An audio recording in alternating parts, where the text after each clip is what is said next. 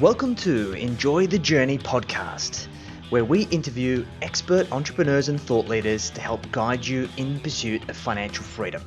Presented to you by Jackson Milan, the Wealth Mentor, and Sam Panetta, the Money Man, where we help service-based business owners remove cash flow bottlenecks, maximize their profits, and turn business profits into personal wealth.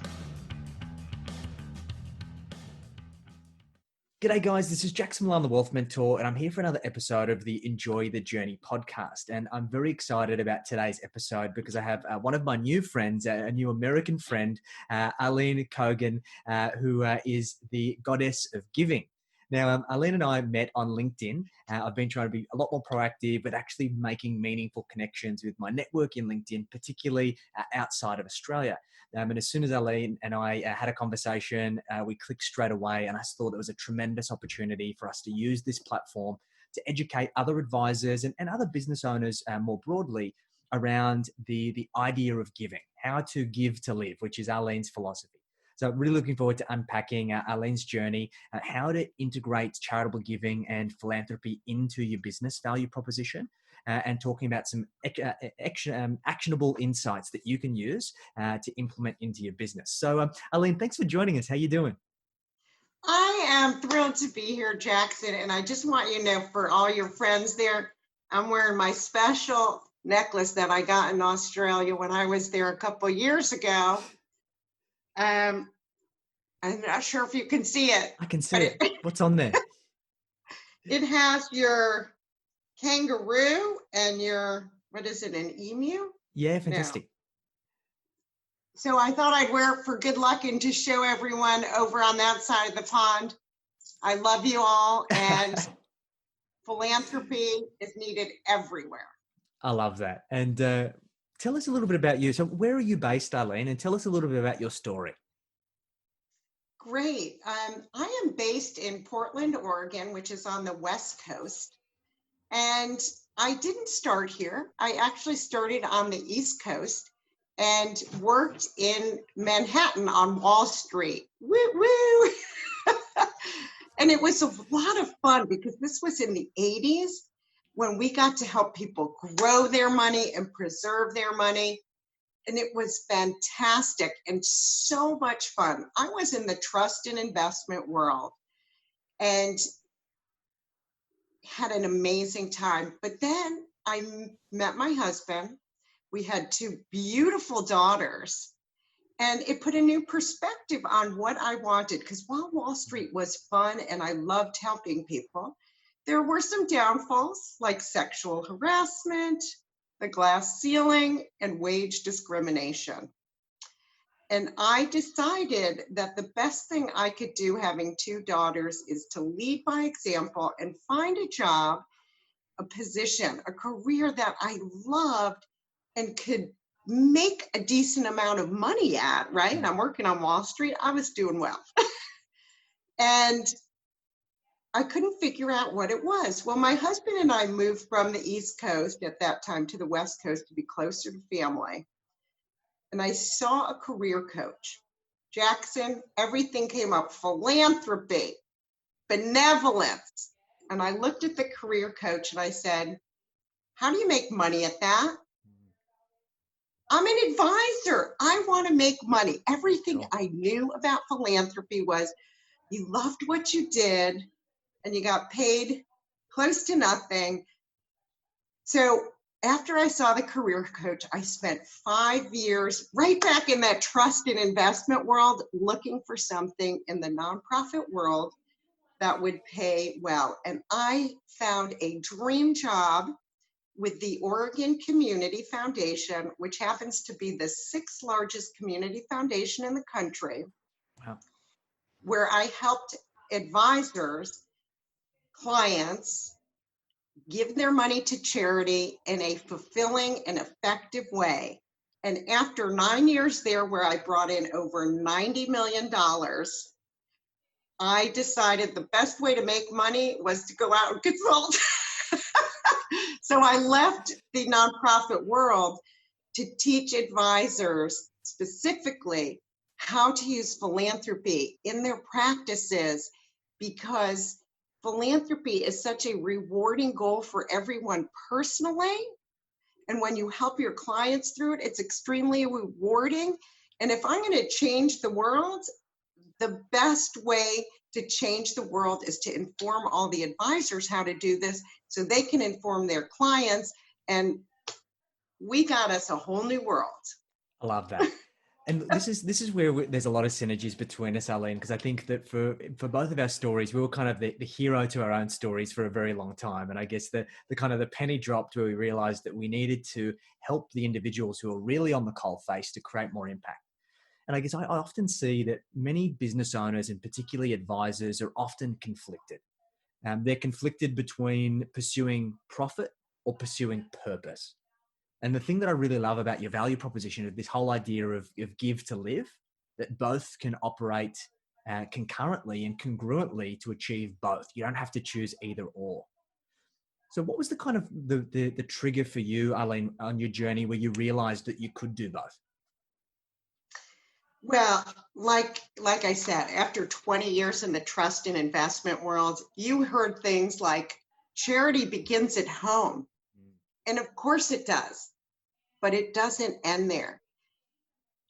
Then at the community foundation, I saw this perplexing spot where people, advisors were kind of afraid to share that giving story with their clients because they were going to lose their assets under management. And these are valid fears, right? Where the advisors get way too technical. But I'll never forget what happened. Probably about 8 years ago, the Oregon Community Foundation received its biggest gift ever from a gentleman named Fred Fields.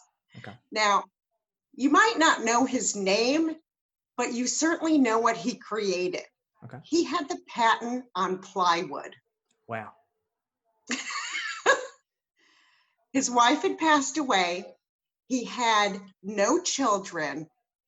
And after specific bequests to his charitable organizations that were near and dear to his heart, he left a residual bequest to the community foundation, which equated to over $160 million. Wow.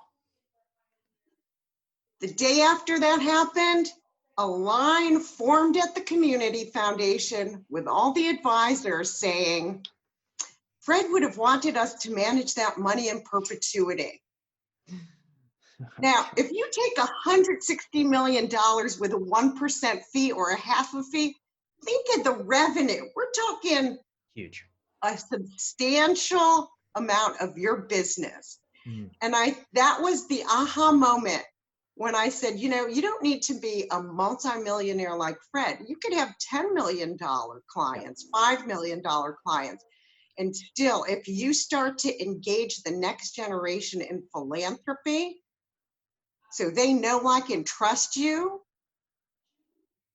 you as an advisor have added value to your client and you have continued your revenue stream into the future because 60 to 90% of your clients' heirs are going to fire you within the first year, 12 months of them dying. Yep. Poof, there goes your resume. And it's interesting. It's one of those situations, right? Like we see this a lot with acquisitions, where you acquire a client base and you don't have those established relationships, and you've really got to prove yourself to those clients. And it's exactly the same situation with that second generation. Your traditional business assets under management business model, you may have discounted the kids because they don't have enough assets under management for them to be worthwhile. So they're already a little bit on the back foot and they're like, hey, this guy or this girl has never really made an effort. They're only making an effort with me now because mum and dad's gone. Right. So you've basically got to be interviewed in order to prove your worth, which immediately puts you on the back foot. And I think that utilizing this angle of using charitable giving, it's a triple win, right? The business wins, the organizations that are being contributed to win by way of getting these great proceeds to allow them to pursue these great causes, and also the children win because obviously there's nobody that understands the intricacies of their financial their family finances than that particular advisor. So in your experience, Arlene, how many advisors are actually implementing these kinds of things, this intergenerational wealth planning into their businesses? What I'm seeing is more and more advisors are looking at how to distinguish themselves and add value. Yeah. I mean, Jackson, we can't distinguish ourselves as advisors on returns. There's too many systems and platforms that trade for us. And Correct. where we capture our value is really understanding our clients' personal, financial, and charitable objectives. And when we wrap all three of those up together, Jackson, we have fun. And Yeah. what fun stands for is the flow of money, your unique proposition, and it's a natural process to want to give and make a difference in the world. I love that. It's so simple, but it makes so much sense. And I think that there are a lot of value propositions out there that advisors are probably over engineering where they don't need to. And it's this simple intergenerational wealth value proposition that is so compelling. Absolutely. So, what do you think the biggest fears are for advisors talking about, obviously, other than the obvious of losing assets under management for those who are charging a percentage based structure? But what do you think the biggest fear is for stepping into this realm for advisors? Well, as advisors, we like to know our stuff. We come prepared. We want to be able to have answers for our clients. Sure. And I find that most advisors err on the side of technical. They feel Mm, they have to be technical with philanthropy. And while there is so much technical stuff behind it, what incorporating philanthropy into your client conversations does, it allows you to really deepen that conversation with their clients. So we're turning that technical piece really into something heartwarming, mm. purposeful, meaning where you're really getting to know what makes them tick. How do they want to be remembered? I mean, and we're great at asking conversations, right? Asking questions. When we interview a client for the first time or at their quarterly meeting, we're always asking important questions. What's changing in your life? What are your needs? How can I help you? And we may not know what the proper question is to ask to take it to that next philanthropic step. So what I'd love to offer all of your viewers is philanthropic conversation starters. Beautiful. There's about a dozen of them, but they'll really help you get to know your clients on a new level and not just, I'm concerned that the economy's crashing, Mm. my business is going under, or it's great, but what else is important to you? That's super important, Arlene. I think integrating these into conversations early on in the piece, even if it's a client that's relatively early on their wealth journey, is super important. Many years ago, one of my mentors taught me to just look beyond, see the light through the trees, because it presupposes that the outcomes along the way are going to be met. And it's all talking about that kind of idea of financial abundance, where you've achieved financial freedom and you've got more surplus than what you actually need. So then it puts you in that position to give back. And one of the great questions that we've asked and we teach a lot of our clients to ask is, well, if something would happen to you today, would you be remembered the way that you would want in the world? Yeah. Because most people don't think about it. And I think it's that trigger where you go, oh, wow, okay, that's an interesting but confronting question. Maybe I've got to start prioritizing that a little bit more. And I think once you ask that question, then it really opens up the I guess the realms of possibility for what clients can do and what advisors can work with their clients to achieve.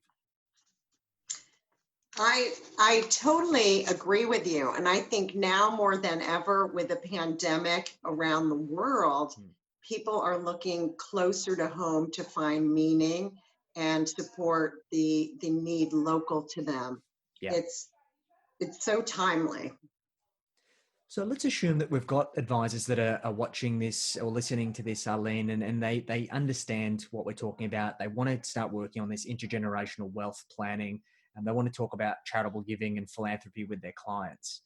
How is one best to start introducing these concepts to their existing value proposition without kind of taking their eye off the prize and maybe diluting their focus? Yeah, yeah, that's another great question. Any wealth planning or planning with clients are so intertwined. And it really starts with those basic conversation starters. But then another activity that I have and work with clients, and something you do as well, which is why we're so compatico, but our values, right? I have created these give to live values cards that I advisors can use with Fantastic. clients. And they are all types of things like bravery and justice. And we even have wild cards because if you don't like the value I came up with, you create your own. Beautiful. And they're real active tools that go along with your same as financial planning. And I always say this to advisors. They're like, well, what is the case study? What does it look like? And just like any other life cycle event, philanthropy can play a role in any life cycle event like retirement, taking care of a loved one, reducing taxes. These are all the same goals, but if we layer philanthropy on it, then we're also touching our clients' hearts. And that's where you build that deep rapport and you start to engage their children, and then their children know you, and your client dies, you still have that next generation. So working with different types of activities with your clients is something. When you're having your quarterly meeting, you maybe introduce one new activity each time. I love that. And I'm a big believer in these activities. It's kind of turning the intangible to tangible. And it's giving the client something that they leave with, because I guess many traditional funds management and financial advisory businesses, what does the client get when they go to a review? They get maybe a portfolio report with some pretty graphs, and particularly at the moment, maybe things aren't looking too good. That it's not a great conversation to have. And I know that many advisors are asking, well, how do I make sure that I have meetings that are constructive, irrespective of market conditions? And I think that's an amazing concept. I really love that idea, Arlene. That getting these people involved and facilitating that as an activity with your clients is really powerful. Yeah, and might I share that a number of the advisory firms that I'm working with currently have seen an increase in inflow of assets from existing clients during COVID because of that extra value add that they're bringing. Hmm. And they're like, we never even knew Mr. Smith and Mrs. Smith had an extra 2 million bucks. Wow. So there's consolidation with clients. And if you're the advisor providing the value, that consolidation is going to come to you. Makes a lot of sense. So let's say we've got an advisor who's maybe got a client base of 100, 200 clients, whatever it might be.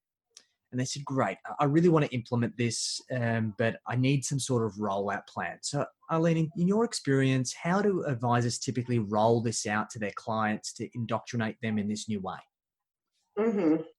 Well, I have a program which really helps advisors first focus on what is the messaging from them personally. How do they add in philanthropy to their personal mission and vision?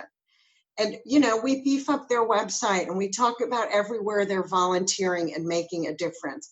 And as you start to build your foundation, whether it be on your website or your social media, that starts to spread. And then your clients start to see that. And that conversation comes more naturally.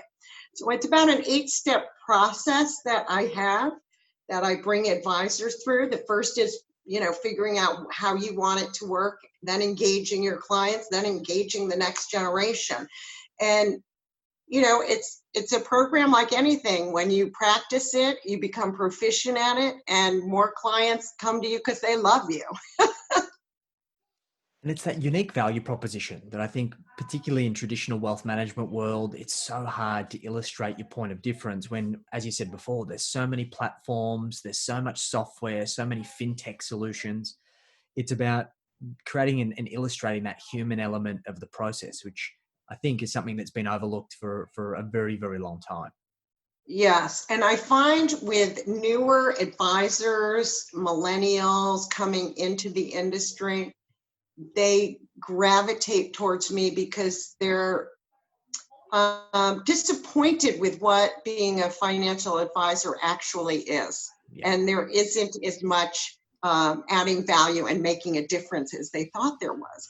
So this really resonates with younger advisors coming into the profession. Yeah, it was my experience exactly. I got into this industry at the age of 19 because my parents were battlers, and they really weren't taught how to manage money, and unfortunately, they didn't do very well financially.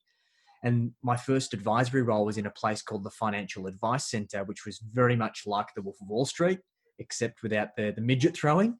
And it was an absolute nightmare. Such a predatory sales culture, people ringing Yes. bells and high-fiving and carrying on when they made sales. You think about it, financial advice being sold, it just rubs you the wrong way. And it was very much a catalyst for going on to create what we've created. And I know from speaking to many advisors, they've been very discontented with the state of the industry, particularly with all of this industry reform. There are, I guess, let's call it a lot of bad eggs out there. And utilizing this is really about linking that profit to purpose. Yeah. It really does link profit to purpose. It benefits your clients, your business, and your community. Win, win, win. Exactly. Everyone wins, which is awesome. So let's talk about this give to live framework. Where did that come from, Arlene? And I guess, what's your vision for what you're trying to create in your business? Give to live. You know, it was born out of a lot of personal growth and work deciding to go out on my own. And of course, my best-selling book, Give to Live, Make a Charitable Gift You Never Imagined. It was one of those things that was just created and born over time and conversation. Let me share a little bit about my book, if you don't mind. This is Yeah, an please. amazing tool for advisors. This was written for advisors to give to their clients to start the philanthropic conversation. The other day, I got an email from an advisor I work with saying, Arlene, I have a potential client who's inheriting $30 million. After he gets his whatever income stream, he wants to give it all to charity. What do I ask him? I'm like, well, we know nothing. Like, how old is he? Well, and I'm like, ask him how he wants to be remembered, and then put a copy of my book in his hand. And here's why. My book talks about all the basic giving tools during life and through your estate plan. Bequests, donor advised funds, beneficiary designations, charitable trusts, you name it. Then the second section is all donor stories. People like you and me and all the clients out there who figured out, I helped them incorporate philanthropy into their personal and financial goals, and they had amazing outcomes. So you could go straight to a chapter on business owners, single people, divorced, dual income, no children, whatever it is, and get some fabulous ideas. So when you hand this book to your client, they are getting the education of a lifetime. And after each story is a personal reflection, so they start to create their philanthropic plan. And Jackson, the last chapter is how to find and work with an advisor, so it points them right back to you. Yeah. I love that. Fantastic. I think this is a great tool. We've spoken to a lot of our clients about the idea of having welcome packs, being able to indoctrinate your clients and being able to essentially welcome them into your business, whether it be a new client, whether it be re-indoctrinating existing clients, and using a tool like that. I think it's a perfect tool to be able to start that conversation. And hey, think about it. Whenever you receive a book, you keep it for, if not a lifetime, for a very long time. So even the time might not be right now, it's something that's going to be leveraged at some point in the future, which is super important. So I love that. Yeah. And the cool thing about the book, Jackson, is your firm can customize it. Okay, fantastic. Which would say, this book is a gift from, you can write the forward, and you can have a chapter of your own client giving stories if Beautiful. you really want to knock it out of the park. Boom. That's fantastic. What haven't you thought of, Arlene? This is fantastic. So, I haven't thought of a lot of things, but when it comes to philanthropy and finances, I'm pretty dialed in. You're on the ball. I love that. So let's talk about the vision of the future. What's your vision that you want to create in terms of the work that you're doing, Arlene? Because obviously this is very close to your heart and the purpose that you've aligned with and the mission that you're on. So what are you trying to achieve? I want everyone to have the joy of giving during their life. That's it. It's a simple mission. And based on my background, I have all the skills to teach other people to do that. And it doesn't matter if you're a multimillionaire, mass affluent, or of modest means, there's a way that you can make a charitable gift and self-actualize, like you said, like Abraham Maslow, and feel that joy and make a difference in the world and pass on those values. And it's that simple. I want everyone to experience that joy of giving. And it is self-fulfilling. It's selfless and kind of selfish at the same time, right? Because there's nothing that feels better than being able to give and help others. And why wait until you're gone? I honestly think that you can even start now. Absolutely. So let's talk about some actionable insights. What would be your top 3 tips to advisors who are watching or listening to this? And what should they do next, Arlene? Well, I think they should, and I'll send you a copy of this so you could add it to your notes. The Asset Retention Assessment for Advisors. This is a simple sheet that helps you look at your portfolio, and really we focus on your top highest revenue producing clients to see how well do you know them. And when you sit there, the first part of it says list your top clients and their assets and the revenue you're receiving. And then there's a really basic checklist that is kind of like, put yourself in your client's shoes. From your client's perspective, do they know all your family members? Do they know if you're involved in charitable organization? Do they know you? Do I know my client's core values? It's stuff we've talked about, but it puts you in the position to look at it from their point of view. And if you're doing it, great.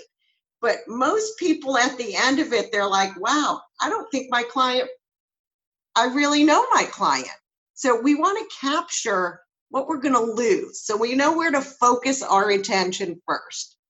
And then they can start to go back to that conversation starters and start integrating conversations with those clients so they don't walk out the door. I love that. Fantastic. And a lot of our audience are individuals who aren't advisors, who are typically business owners, who are entrepreneurial, trying to build their wealth so that they can achieve financial freedom and then give back. So what would be your advice in your experience, Arlene? Because I know it can be very overwhelming when you start thinking about philanthropy. And I think many people get information paralysis and they sometimes end up not doing anything. So what would be your advice to them? What I have that I use with my individual coaching clients, and my advisors can use this as well, is my personal reflection guide. Where do you start? Well, you start by reflection. Where have I been? Where do I give my time? Where do I give my money? Because they're obviously different things, but they're both important. So by doing that reflection of where you're at, and then it kind of ranks you on a scale of 1 to 10. Am I a 0? Am I a Warren Buffett? Most of us are somewhere in the middle. But then we start to visualize and create the vision of how do you want to be remembered? What's going to be on your obituary? Let's start taking the steps now to create that vision. So that's the first step that I do with both individual clients And I also do it with advisors as well. Where are we? Where do we want to go? And let's plot it out. And you make it sound so simple. It's one of those things. I think the thing that most people are lacking is they're lacking a framework and they just don't know where to start. And it's the same thing with the whole planning process. It's why clients go and see an advisor in the first place, is because they don't know how to plan effectively. So that's a lot of the value that we bring. And I think it's very, very seamless and congruent in terms of this whole charitable giving process as well, which is awesome. So, Arlene, in terms of if we've got listeners who are listening to this, watching this, and they've really resonated with what you've had to say, and they maybe want to get in touch with you to have a conversation around how they can work with you or find out more about what you do, what's the best way for them to get in touch with you? The best way, you can find me a lot of places now: social media, Facebook, Arlene Cogen, LinkedIn, Twitter, all the usual places, and my website. And I have a new website coming out soon. Beautiful. ArleneCogen.com. Fantastic. Awesome. We'll include links down below. Arlene, it's been fantastic listening to your journey. It's amazing to hear how simple you make this framework, and it's just so easily to implement for any advisor. And here's the thing: anybody who's listening or watching this, whether you are an advisor and you're looking to facilitate this for your clients, whether you're a business owner, an entrepreneur, and you're wanting to implement philanthropy into your overall financial plan, you don't need to make it bigger than Ben-Hur. You can create a very simple and straightforward strategy that allows you to connect that profit to purpose. And once again, it always helps to learn from the experts like Arlene. So, Arlene, thanks again for giving us your time. It's been awesome catching up, and looking forward to catching up with you again soon. It's been a real pleasure to be on your show, and love to everyone on that side of the world. Be safe and well. Thanks, Arlene. This is another episode of the Enjoy the Journey podcast. Hope you guys have enjoyed it. Please feel free to reach out to Arlene if you'd like to continue the conversation, and look forward to catching you guys next time.